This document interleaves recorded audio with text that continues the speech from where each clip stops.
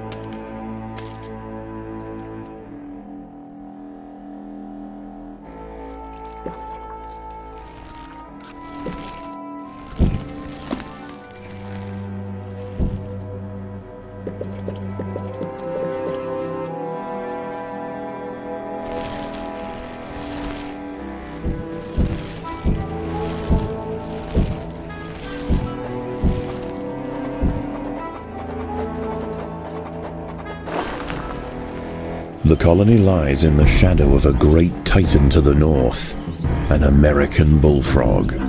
This large female has found the perfect spot to feed. Sheltered by foliage and in the path of many wandering insects and smaller amphibians, she has no reason to move on. Eventually she will need to be displaced, but for now, the fire ants have more pressing business to attend to. The ants have uncovered a group of hungry checkered beetle larvae. The soft grubs may look defenseless, but they have big jaws and appetites to match.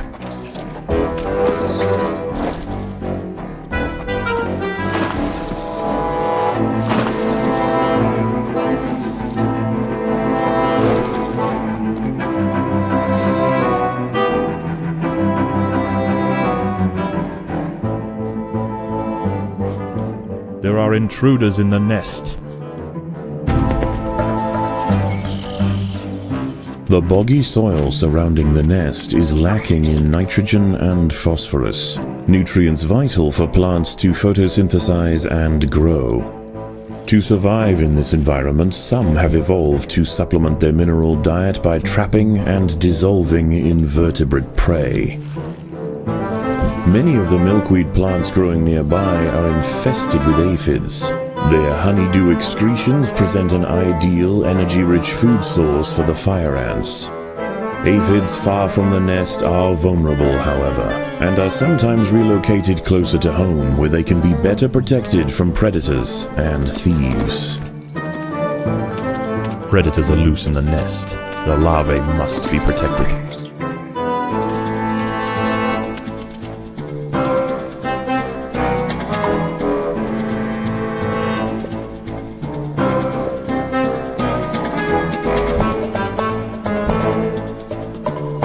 The workers have done all they can to improve these food stores.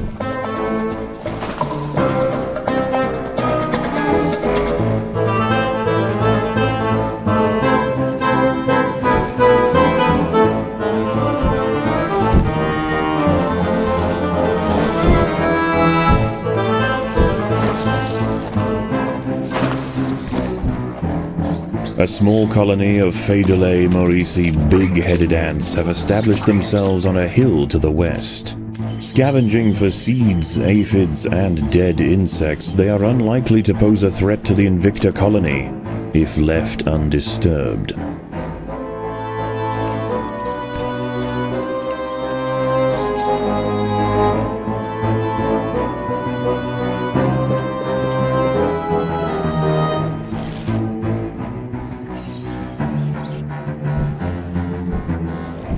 A magnolia green jumping spider, Lysoman viridis, has ambushed a fire ant.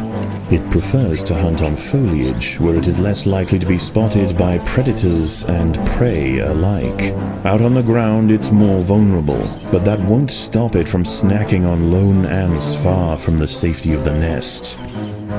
Defenseless caterpillars exposed on the underside of leaves are a welcome snack for the passing fire ants. The colony should take advantage while it can. Few meals surrender so willingly. A six-spotted tiger beetle, Cicindela sexcutata, is on the move near the nest. Its metallic green elytra make it unmistakable, and like its other tiger beetle cousins, long legs give it the speed to chase down small arthropods with ease. The colony is starving. There's not enough food to feed the new brood.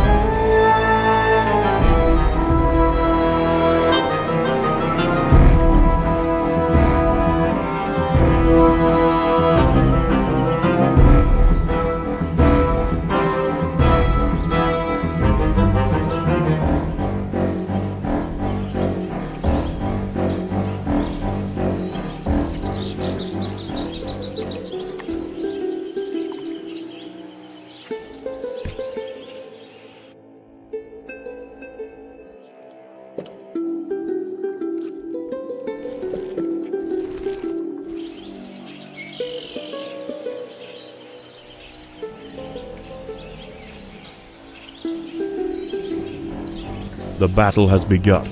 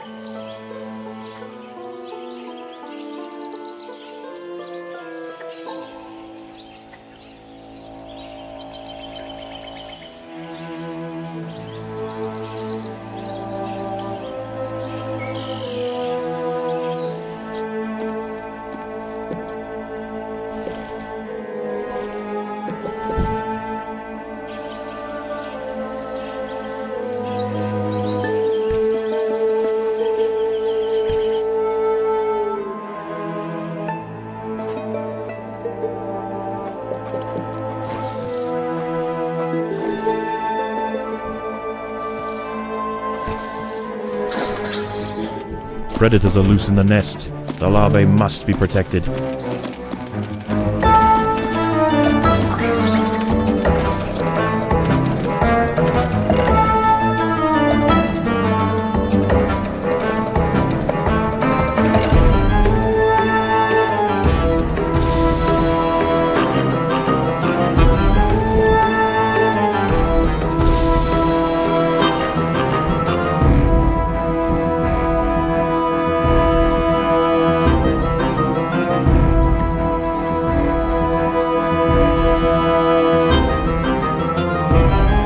As the sun sets, the local amphibians begin to emerge from moist crevices near the water's edge. Lone invertebrates will be picked off quickly. The ants should travel in numbers or not at all.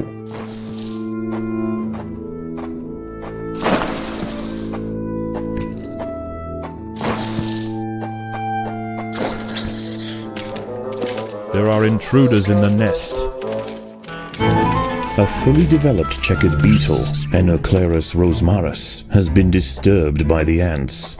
It has the same ravenous appetite and slicing jaws as its juvenile counterpart, but now paired with thick armor plates, it represents a far greater danger to the colony. A bombardier beetle, Brachinus alternans, is hunting for insects outside the nest. It may seem unwise for it to wander so freely amongst the large amphibians that share the swamp at night, but they would do well to leave it alone. This beetle is a master of chemical warfare.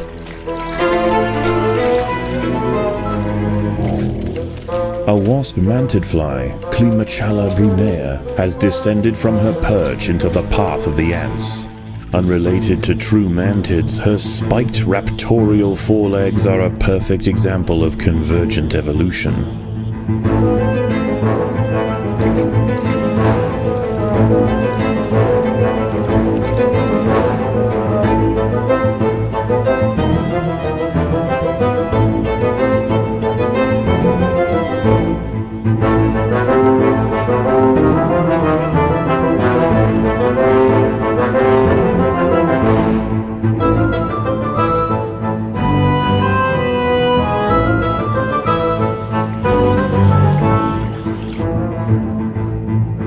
At night, eastern narrow-mouthed toads patrol above ground looking for food. Ants make up 75% of their diet, so the small colony must stay alert. To make matters worse, they are excellent diggers. It's only a matter of time before one tunnels its way into the nest.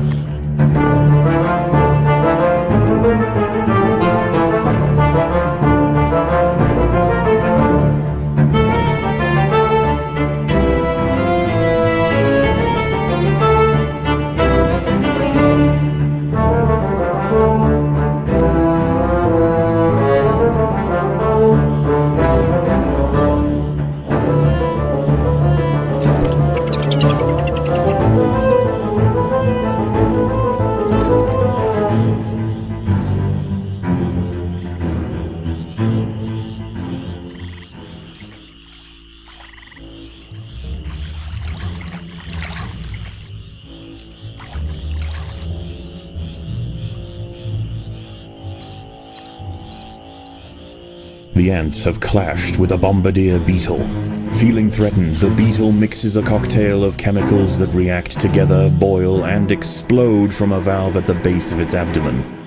A narrow-mouthed toad has burrowed into the nest. It may be small for a toad, but its appetite for ants is insatiable. Secretions from its skin burn any that manage to escape its projectile tongue.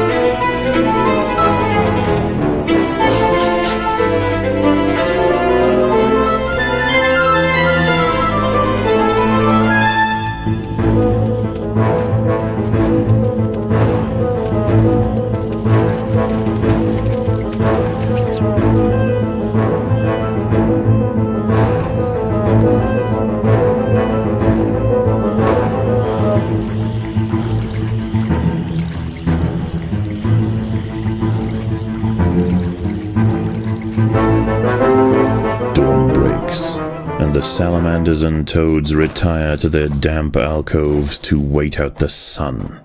Only the great bullfrog remains. She sits patiently on her throne, waiting for the next meal to wander by.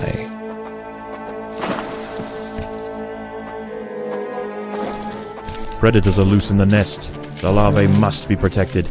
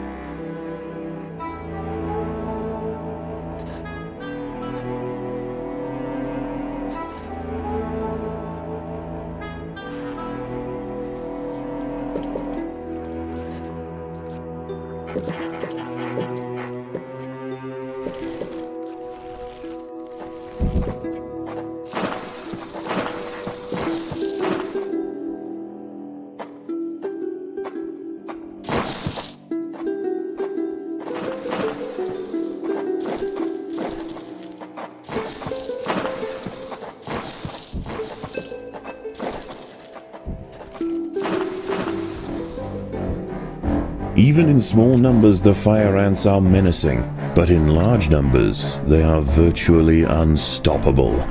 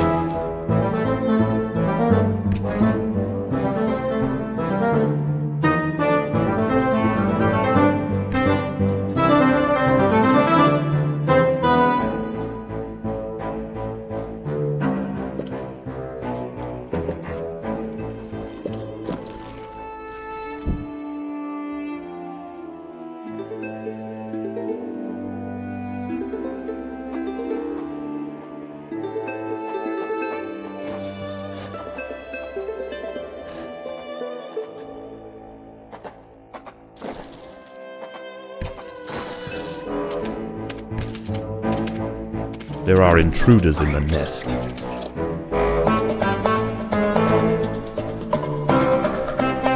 The workers have done all they can to improve these food stores.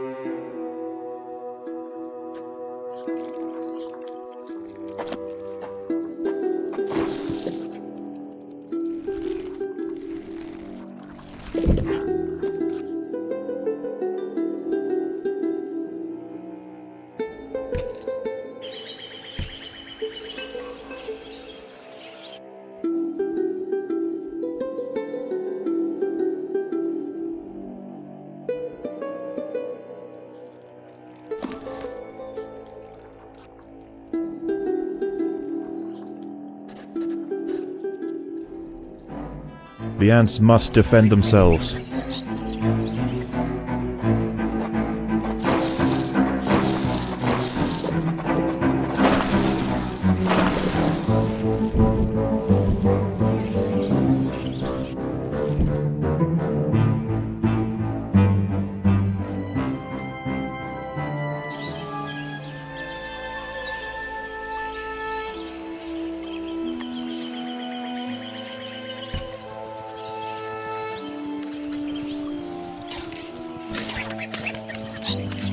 The battle has begun.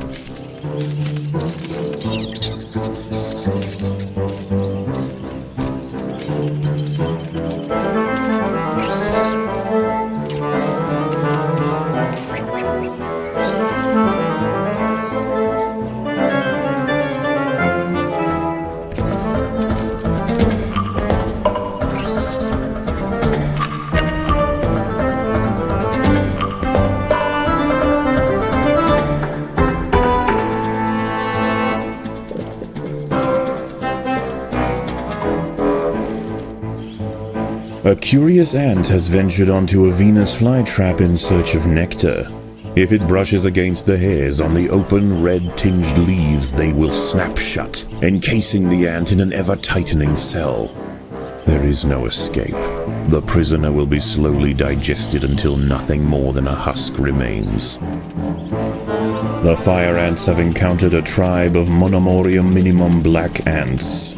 These tiny little ants may seem feeble, but the Invicta colony would do well to treat them with caution. Although primarily scavengers, they are armed with powerful chemical secretions and have been known on occasion to invade fire ant nests.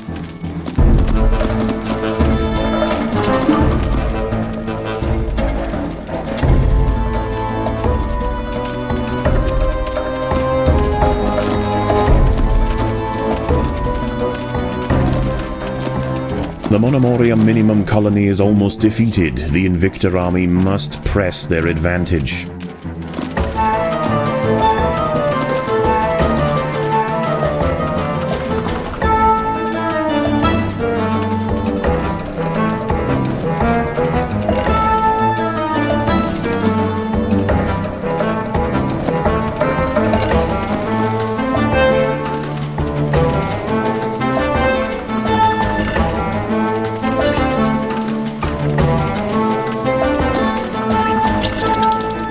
The little black ants fought to the last to defend their queen. Now the Invicta colony will enjoy the spoils of war. Defenseless larvae from the vanquished colony will be carried home and fed to the victor's own hungry brood.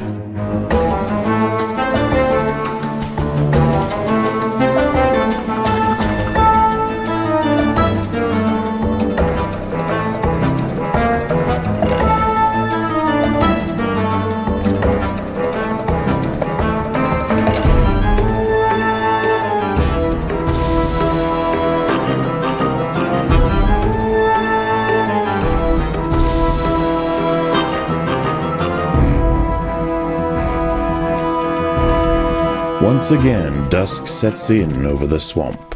Soon, the sandy undergrowth will be teeming with salamanders, toads, and nocturnal beetles.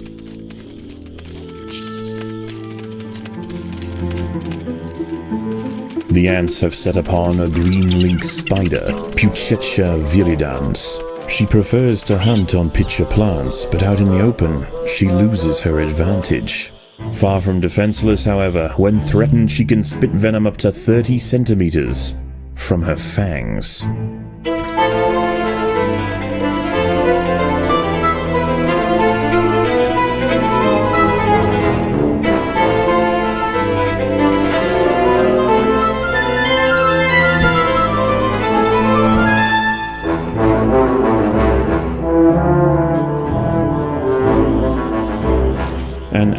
been devoured by Aerochea quadradicitata, a dwarf salamander. It is nimble, fast, and slender enough to wiggle through tight crevices in search of food.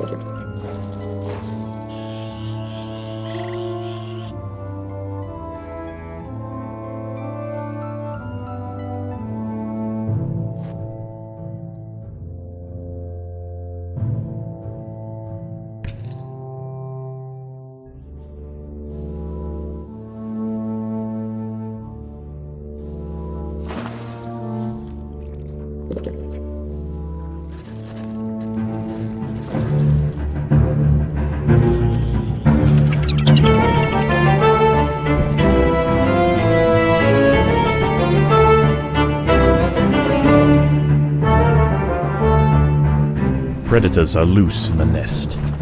The larvae must be protected.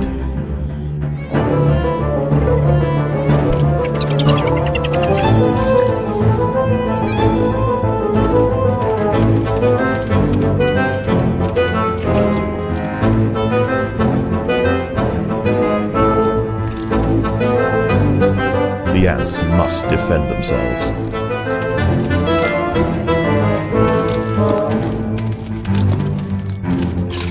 Predators are loose in the nest. The larvae must be protected.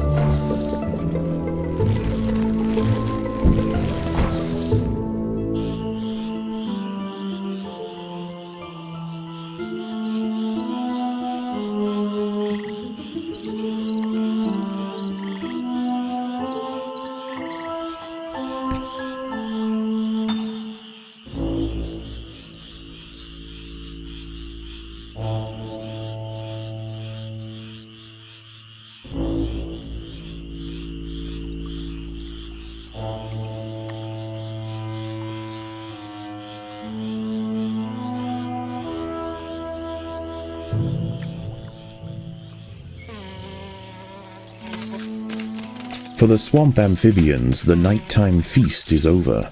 Toads give way to tiger beetles, and the ant colonies step up their activities.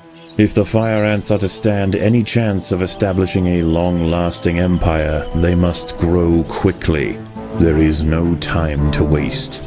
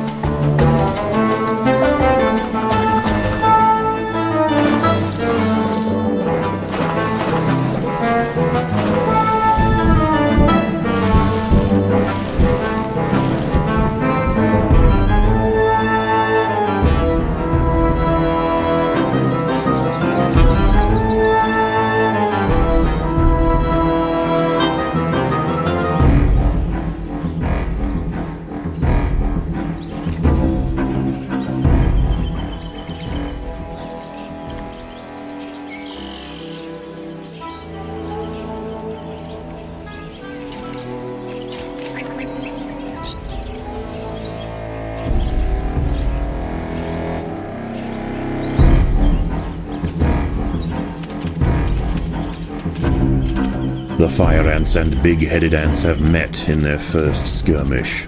Sensing the new danger, the Maurici colony responds by awakening ancestral super soldier genes in selected brood, feeding them until their heads are engorged with muscle.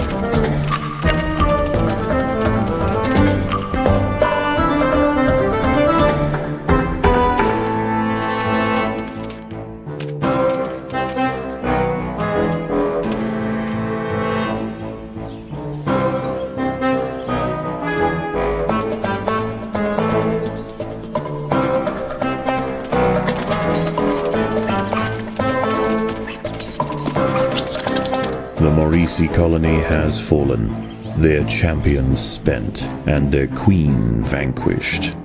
In the end, they could not stand up to the might of the Invicta army.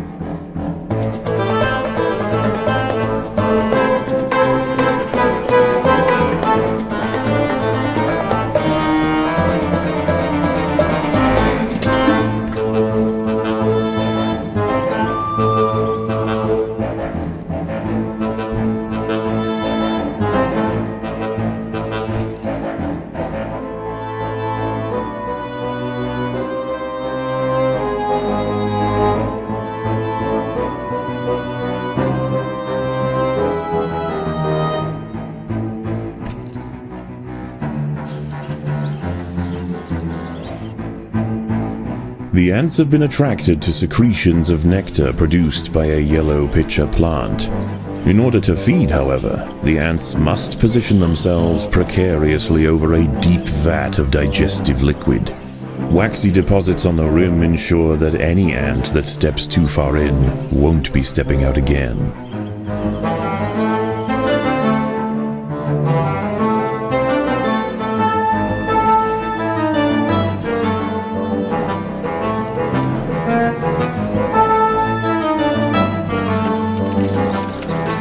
The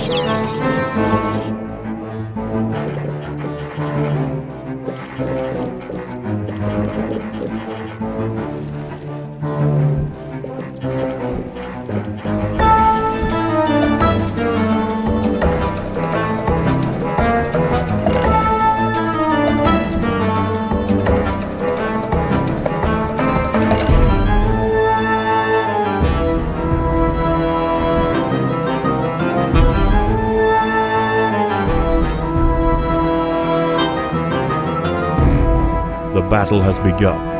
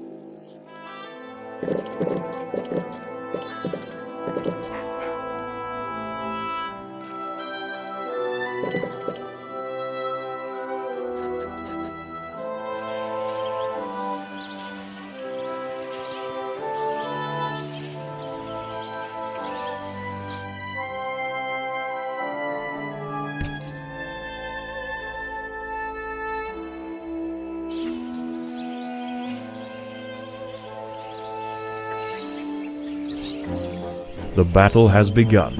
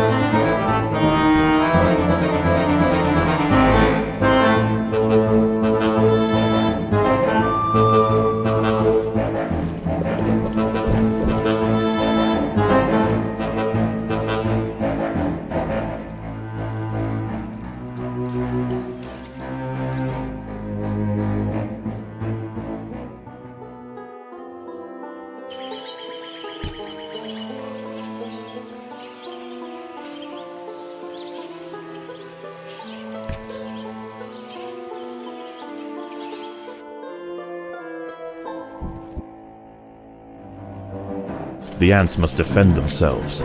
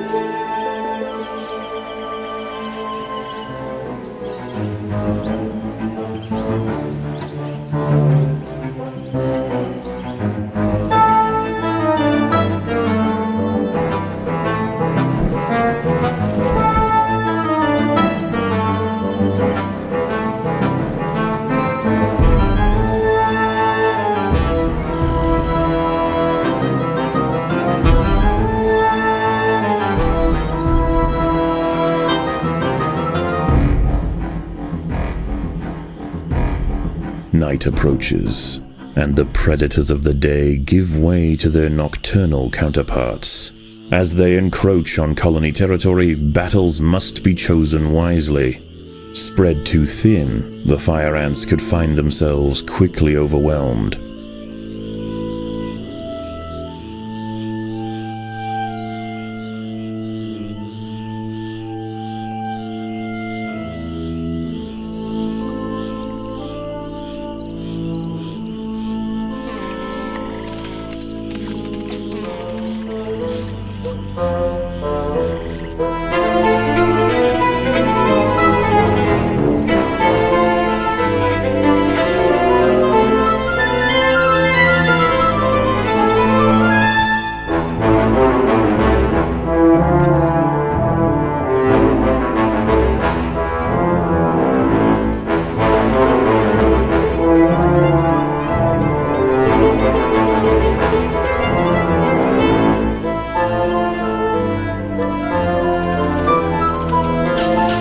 The ants will fight to the death.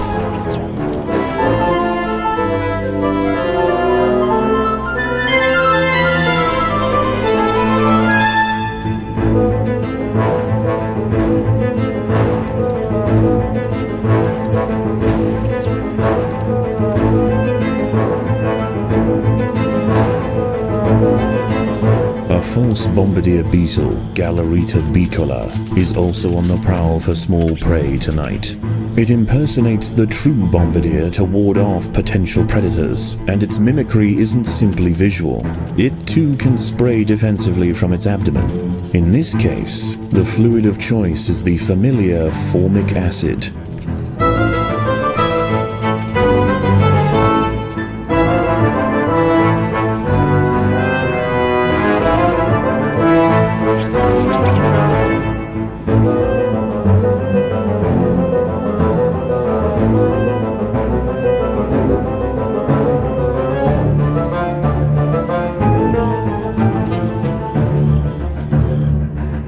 Predators are loose in the nest.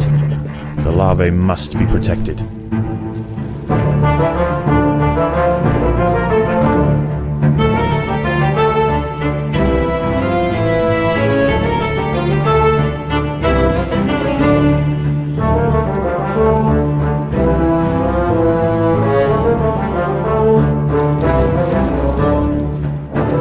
The battle has begun. Predators are loose in the nest. The larvae must be protected.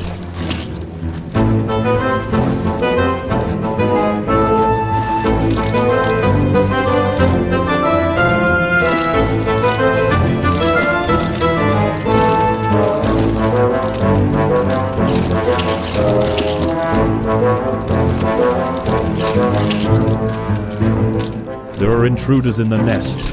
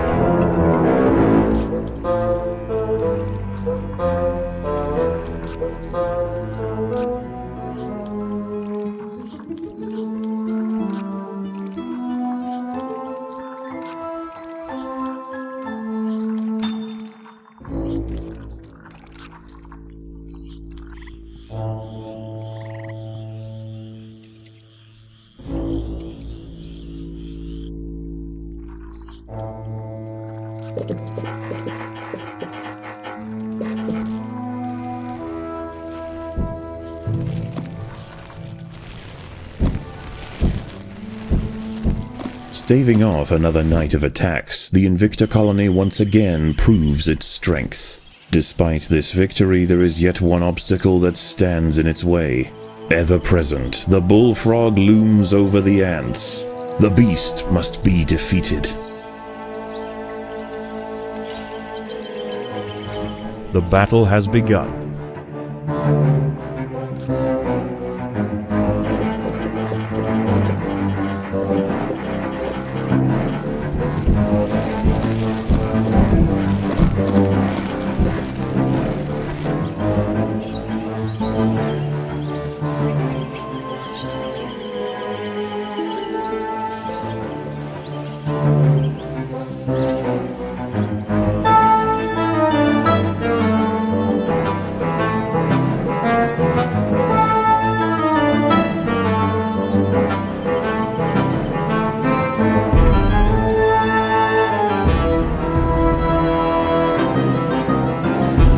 The fire ants have mounted their first attack upon the great American bullfrog, Leaderbates scatesbianus. The brave frontline soldiers are quickly crushed and eaten. They must surround and swarm the enormous creature to stand any chance of defeating it.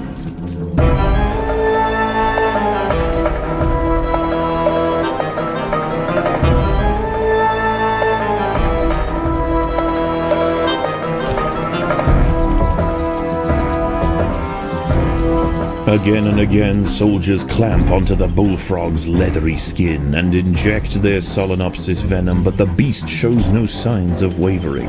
The fire ants must maintain their resolve.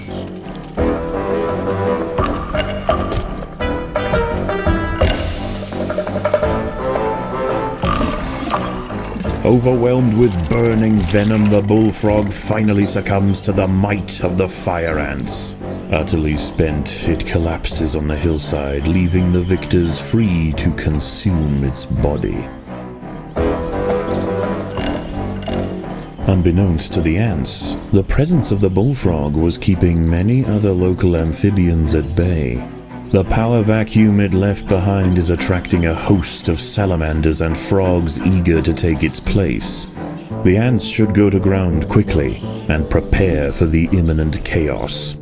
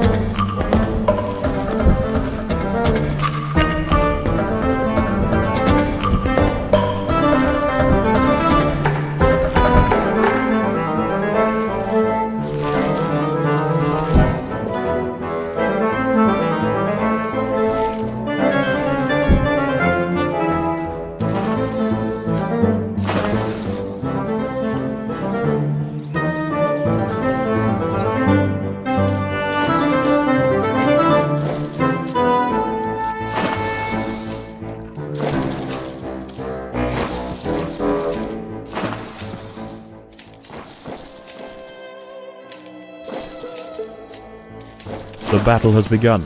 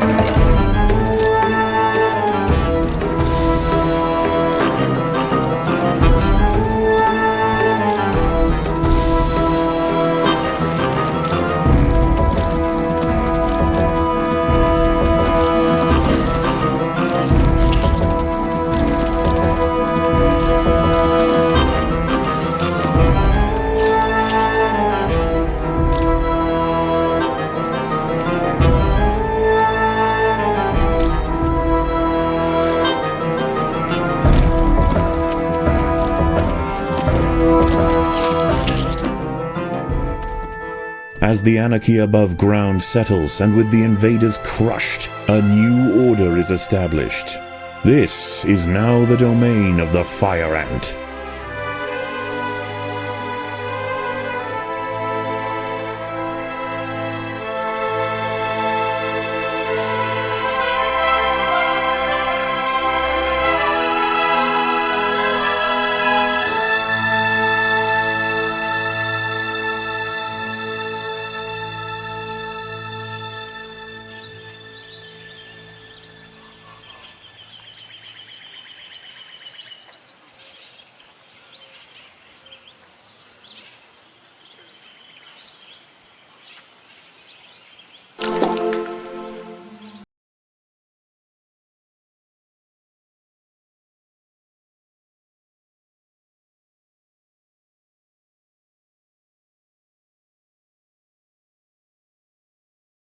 I knew it! I knew it! With the proper exposure and stimulation, the mutation possibilities are boundless. The potential for amalgamation, which is, of course, an epistatic effect owing to increased cytoplasmic viscidity in What are you doing?